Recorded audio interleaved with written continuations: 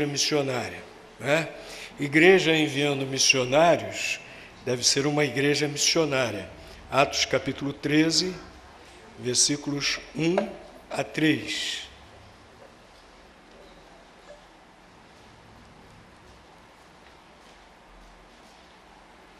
Ora, na igreja em Antioquia havia profetas e mestres, a saber, Barnabé, Simeão, chamado de Níger, Lúcio de Cirene, Manaém, Colasso de Herodes, o tetrarca, e Saulo. Enquanto eles ministravam perante o Senhor e jejuavam, disse o Espírito Santo: separai-me a Barnabé e a Saulo para a obra que os tenho chamado. Então, depois que jejuaram, oraram e lhes impuseram as mãos e os despediram. Podem sentar, irmãos.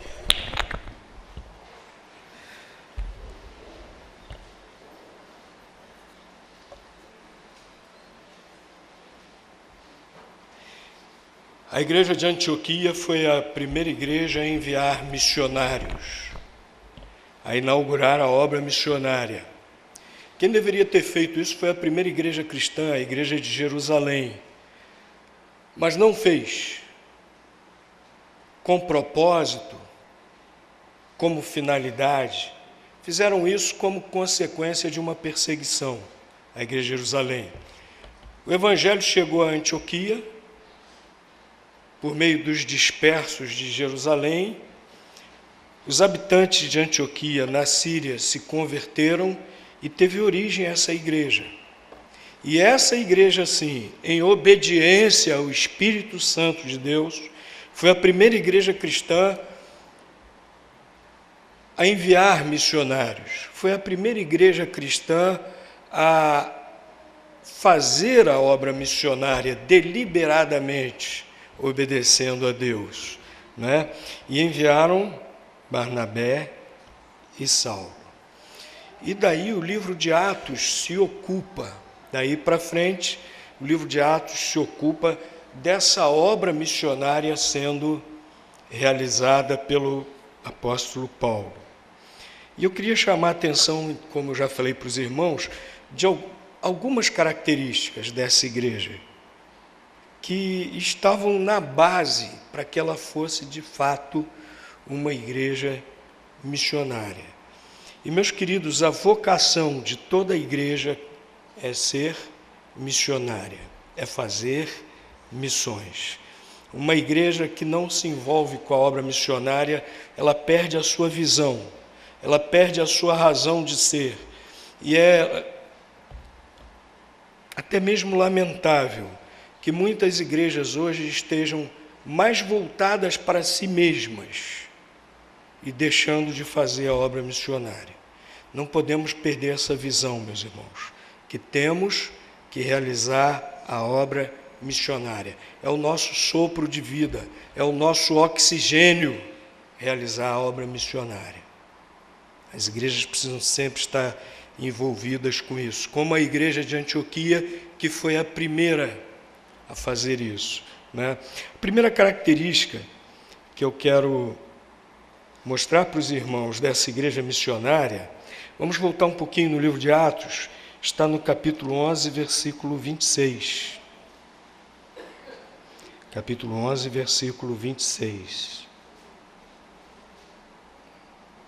E tendo-o achado, o levou para Antioquia, e durante um ano inteiro reuniram-se naquela igreja e instruíram muita gente.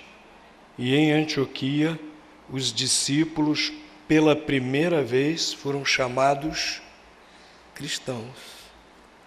Onde surgiu esse nome de cristãos? Em Antioquia. Quem criou esse nome? Foram os discípulos de Cristo? Não. A população da cidade, ouvindo aqueles crentes em Cristo, ouvindo sua mensagem a respeito de Cristo, e observando a sua maneira de viver. As pessoas perceberam a coerência. Eles falavam de Cristo e eles viviam conforme os ensinamentos de Cristo. E as pessoas então começaram a chamar os discípulos de Cristo ali em Antioquia, os membros da igreja de Antioquia começaram a ser chamados de cristãos. O que quer dizer cristãos? Os que são de Cristo, aqueles que são de Cristo, cristãos. Meus irmãos, essa é a primeira característica que eu quero chamar a atenção. Os membros da igreja de Antioquia realmente davam testemunho de Cristo, testemunho verdadeiro, testemunho intenso, testemunho eficaz, tanto que as pessoas olhavam para eles, as pessoas da cidade, bom, eles estão falando de Cristo e eles realmente são de Cristo. Pela primeira vez foram chamados de cristãos, porque foram totalmente identificados com Cristo, na sua mensagem e na sua maneira de viver. Meus queridos, às vezes nós não abrimos a boca para falar de Cristo. Ou às vezes abrimos a boca, mas a nossa maneira de viver não se identifica com aquilo, não é coerente com aquilo que estamos falando a respeito de Cristo. Ou às vezes nós não abrimos a boca e é melhor mesmo ficar de boca fechada. Porque às vezes a nossa maneira de viver não tem muito a ver com Cristo, não. Mas isso não acontecia em Antioquia. Aqueles crentes falavam de Cristo e expressavam Cristo na sua maneira de viver. Davam bom testemunho de Cristo, portanto. E se nós lermos o capítulo 11, nós vamos ver que por isso aquela igreja cresceu muito. Por isso aquela igreja cresceu muito. As pessoas percebiam que aquela mensagem a respeito de Cristo era verdade. Eu gosto sempre de repetir que religiões existem muitas religiões. Como se existisse uma prateleira, né? Como se existisse um self-service, com dezenas, centenas de religiões. Cada um escolhe. E as pessoas já andam muitas pessoas já andam meio saturadas de tanta religiosidade, de ouvir tantas mensagens diferentes. As pessoas agora querem ver vida. As pessoas agora querem olhar para nós e realmente ver Jesus em nós. As pessoas querem ouvir de Jesus, mas também querem ver Jesus em nós. A nossa mensagem, portanto, ela é corroborada pela nossa maneira de viver. Nós precisamos falar de Jesus e nós precisamos viver os ensinamentos de Jesus. Isso acontecia naquele lugar, em Antioquia. Eles estavam fazendo, portanto, dessa maneira a obra missionária ali no próprio local, dando testemunho de Cristo, fazendo a obra missionária ali mesmo. Meus queridos irmãos, igreja só faz missões longe se está fazendo missões em seu local. Igreja só faz missões longe se está fazendo missões aqui no seu local. Até porque se a gente só está fazendo missões longe, o que vai acontecer com a igreja? Se nós não fazemos missões aqui, ela vai o quê? Encolhendo, acabando. Daqui a pouco a igreja não tem como fazer missões lá longe. Então, meus queridos, Igreja que realmente faz missões é aquela igreja que dá testemunho de Cristo, que prega o Evangelho, que faz missões, que faz a obra missionária onde está. Às vezes para a gente é muito cômodo. A gente vê lá a propaganda do plano de adoção missionária, aí adotamos um missionário, todo mês mandamos dinheiro para ele, e aí ficamos tranquilos, eu estou fazendo a obra missionária. Será que eu estou mesmo fazendo a obra missionária? Será que eu estou mesmo fazendo a obra missionária? A obra missionária não é só dar. A obra missionária também é ir e falar de Jesus. E eu posso ir e falar de Jesus aqui onde eu estou. Eu tenho que começar por aqui, eu tenho que começar pela minha casa, eu tenho que começar pelos meus vizinhos, tenho que começar por colegas de trabalho, por clientes, pelas pessoas com as quais eu me relaciono. Essas pessoas que eu me relaciono, elas são o meu primeiro campo missionário. Nós precisamos fazer assim, irmãos. Nós precisamos intensificar a evangelização aqui. Custe o que custar. Às vezes custa um pouco do nosso tempo. Às vezes custa um pouco do nosso esforço. Às vezes o que seria reservado, o tempo que seria reservado ao nosso lazer, ao nosso descanso. Mas, meus irmãos, é necessário fazer a obra missionária aqui. Não adianta eu pagar alguém para fazer a obra missionária lá longe, se eu não estou fazendo. Eu preciso começar por aqui. E gastar o que for necessário, os recursos, tudo o que for necessário. Salvação daqueles que estão dispersos e perdidos, a salvação dessas pessoas não tem preço. A Bíblia diz lá em Romanos capítulo 8, que Deus não poupou o seu próprio Filho. Nós temos que investir na evangelização. Nós temos que levar vidas a Jesus, investir tempo, investir afeto, investir tudo para levarmos as pessoas a Jesus. Agora, outra característica dessa igreja missionária de Antioquia, ela era uma igreja alicerçada no ensino, na pregação, no estudo da palavra de Deus.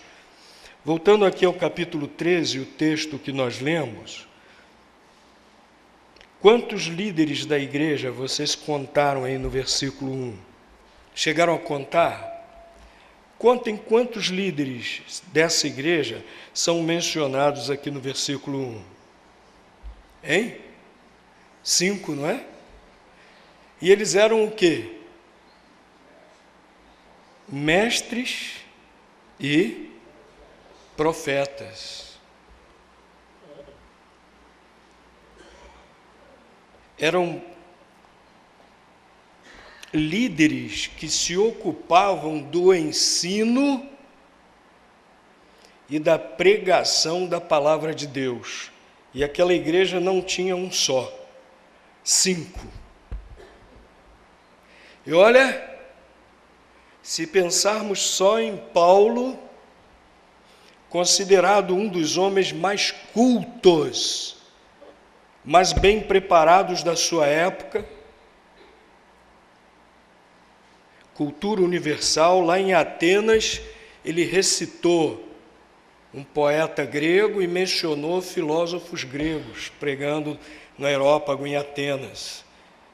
Quando ele estava preso em Cesareia, sendo ouvido pelo procurador romano, ele aproveitou para evangelizar o procurador, a autoridade romana. E aí começou a evangelizá-lo e falou da ressurreição. Qual foi a resposta? Quando ele tocou nesse assunto, qual foi a resposta do procurador romano? As muitas letras te fazem delirar. As muitas letras, ou seja, mesmo as autoridades romanas sabiam que Paulo era um homem muito culto. As muitas letras.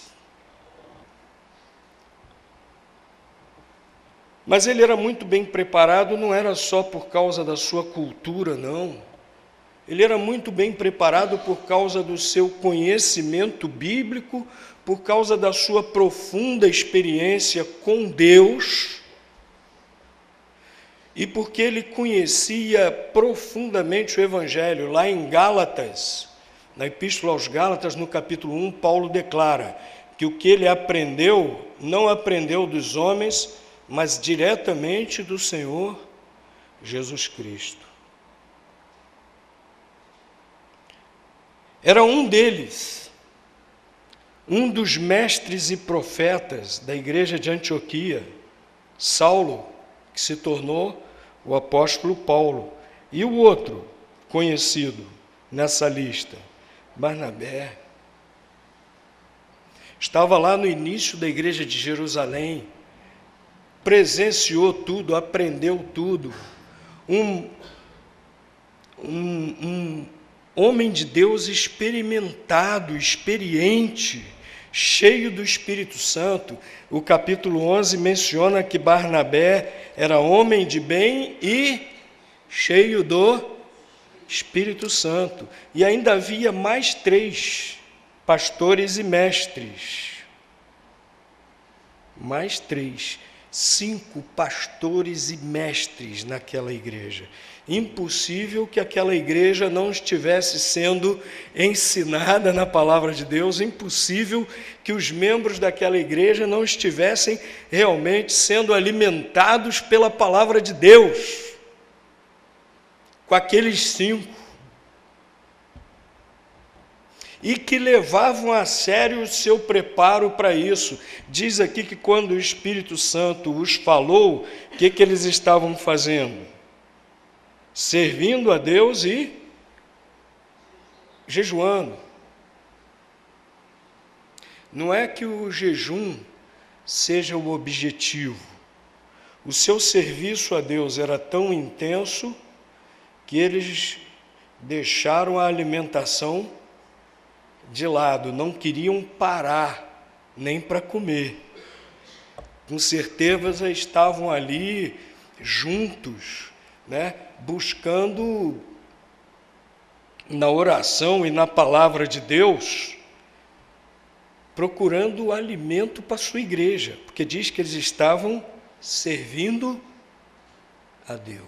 Lá os 5 juntos, reunidos, servindo a Deus. Com certeza eu gosto de pensar que eles estavam preparando o alimento que serviriam à sua igreja. 5 profetas e mestres. Aquela era uma igreja que estava bem alimentada na palavra de Deus. Aquela era uma igreja que estava alicerçada no ensino da palavra de Deus. Uma igreja assim, meus irmãos, ela não perde o conteúdo da sua fé. Uma igreja assim, meus irmãos, ela não perde a visão da sua missão. Pelo contrário, uma igreja que está alicerçada na palavra de Deus, ela aumenta cada vez mais qual é a sua visão. E a sua fé é cada vez mais fortalecida pela palavra de Deus. Meus queridos irmãos, estamos nos alimentando da palavra de Deus.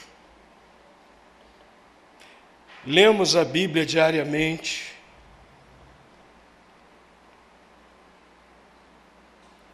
Você come todo dia?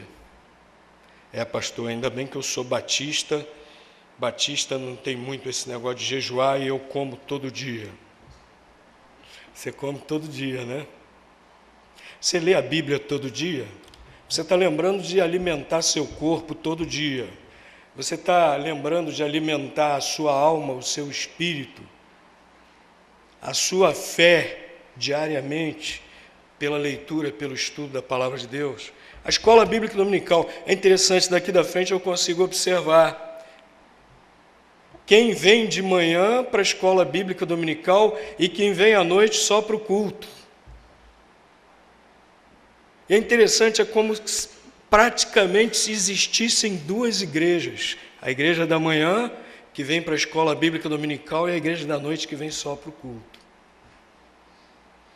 Ah, meu irmão, experimenta começar a vir para a escola bíblica dominical, para estudar a Bíblia, estudar a palavra de Deus, junto com os seus irmãos. Faça o seu estudo individual, diariamente. Isso é insubstituível.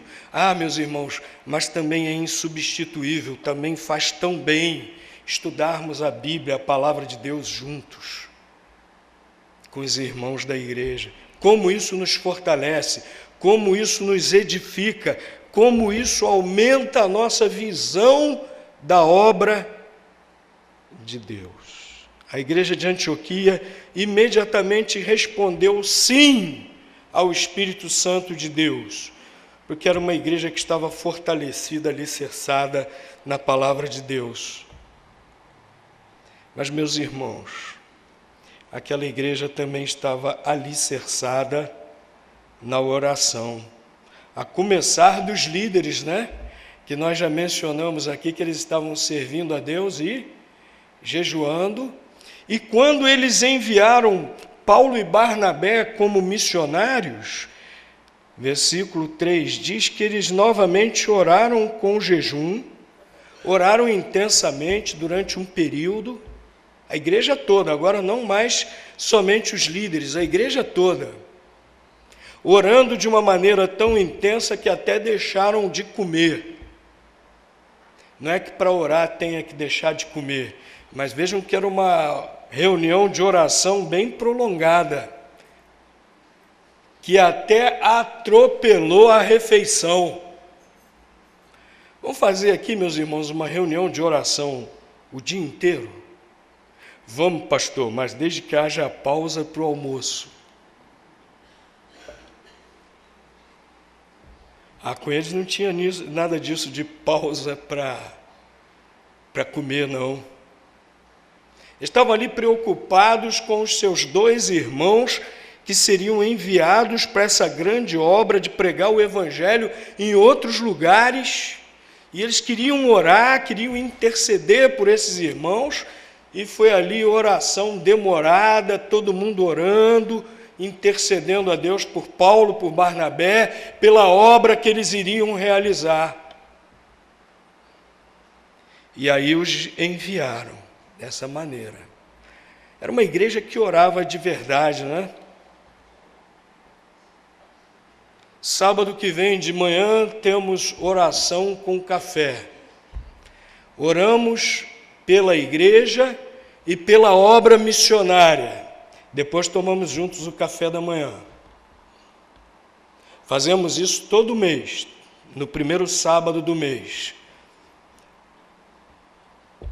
Outro dia desse tinha um irmão todo animado. Pastor, hoje contei 30. Graças a Deus por esses 30. Graças a Deus por esses 30.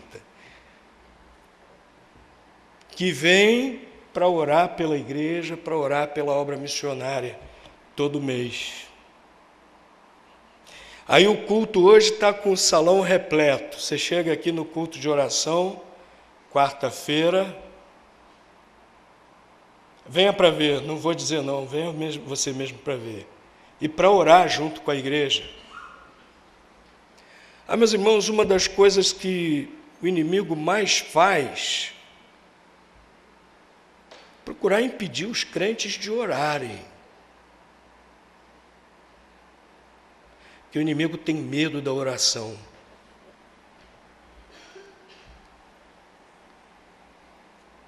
Acontecem coisas maravilhosas quando as igrejas dobram os seus joelhos para orar. Falando, aquele versículo que nós isolamos tanto do contexto, quando Jesus diz, onde estiverem 2 ou 3 unidos em meu nome, estarei eu. Leia os versículos que antecedem, e Jesus estava ali falando da oração. Jesus diz: o que vocês ligarem no céu será ligado na terra, o que vocês desligarem no céu será desligado na terra. Ele estava dizendo isso aos discípulos.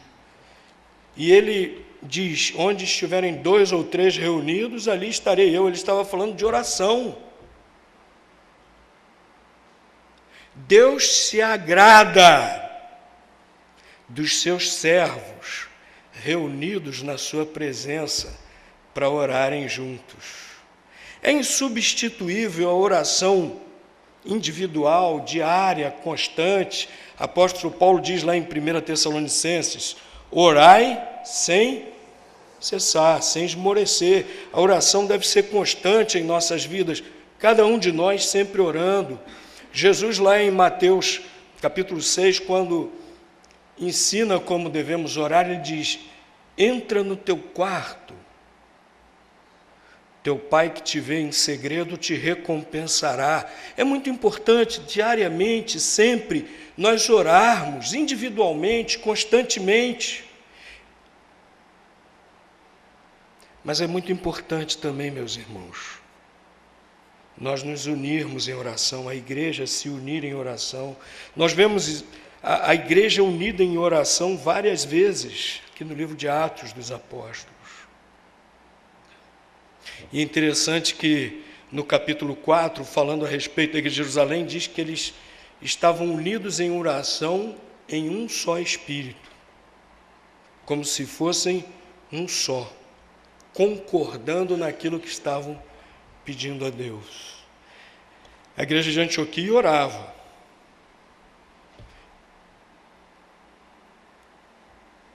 E é nesse ambiente da oração, meus queridos, que o Espírito Santo age. É no ambiente da oração que o Espírito Santo age.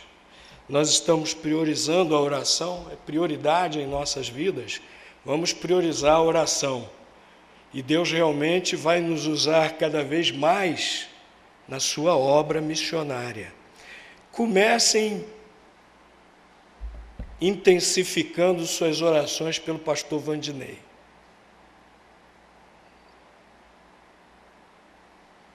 Comece intensificando suas orações pelo pastor Vandinei.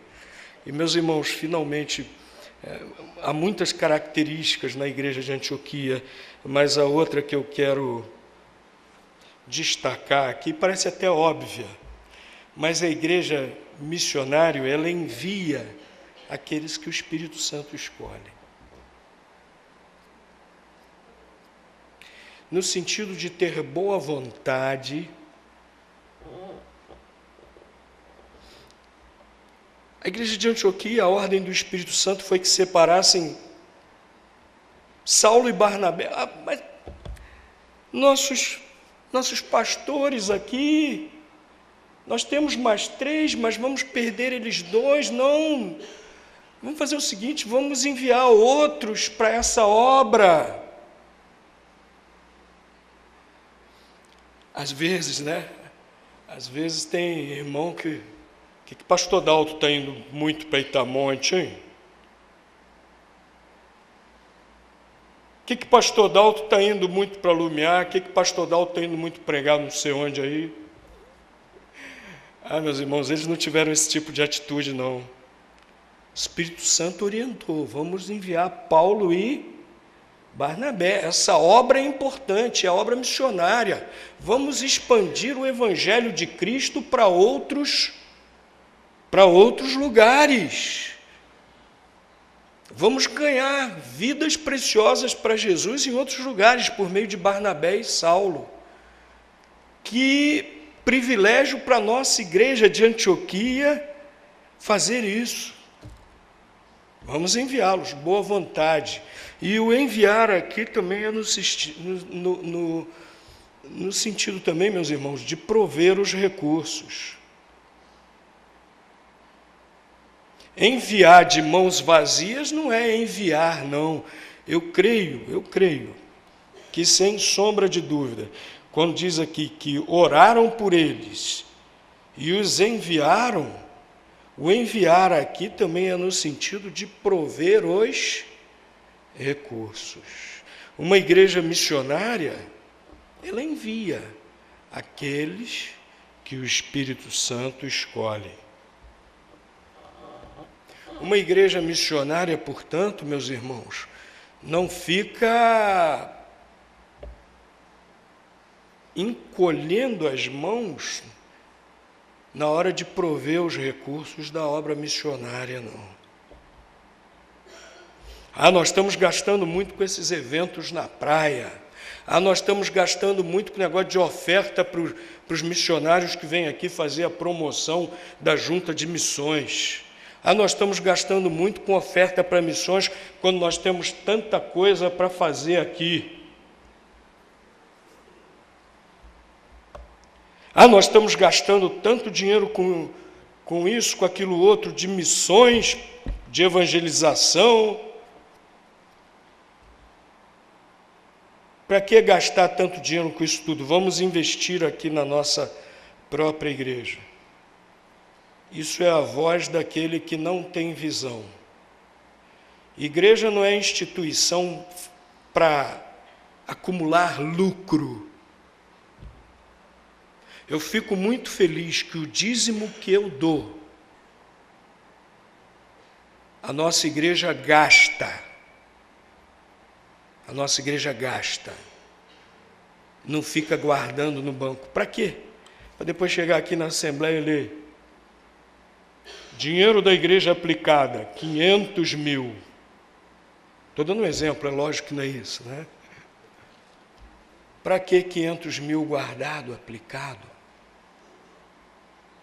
Isso no reino de Deus não é dinheiro aplicado. Isso no reino de Deus é prejuízo. Porque o dinheiro que gera lucro no reino de Deus, é o dinheiro que é gasto. E gasto na obra missionária, gasto na evangelização, gasto em tudo mais que está ligado a esses propósitos. A igreja de Antioquia os enviou. A igreja de Antioquia os despediu. Os despediu de mãos cheias. Porque, lendo o livro de Atos, nós vemos que durante essa viagem eles não precisaram trabalhar para se sustentar. Não precisaram, porque a igreja de Antioquia os despediu com a provisão necessária para essa viagem missionária. Nós vamos ver Paulo na sua segunda viagem missionária. Ele teve que fazer tendas. O dinheiro acabou. E algumas igrejas o socorreram com sustento para ele continuar como missionário de tempo integral. Portanto, a igreja de Antioquia enviou com a provisão para a viagem. É assim que nós devemos enviar os nossos missionários. Eu fiquei muito contente quando na Assembleia a nossa igreja votou que custearia a viagem missionária do pastor Vandinei. Fiquei muito contente com isso. A nossa igreja estará lá por meio do pastor Vandinei. E nós precisamos sustentá-lo também, irmãos, repito, com as nossas orações. Irmãos, está aí o exemplo da igreja de Antioquia, a igreja missionária. Vamos desenvolver sempre essas atitudes em nós também, para que sejamos realmente missionários, para que sejamos realmente igreja missionária. Nós vamos entoar o hino que fala uma boa parte do que vimos aqui na palavra de Deus. Eu aceito o desafio.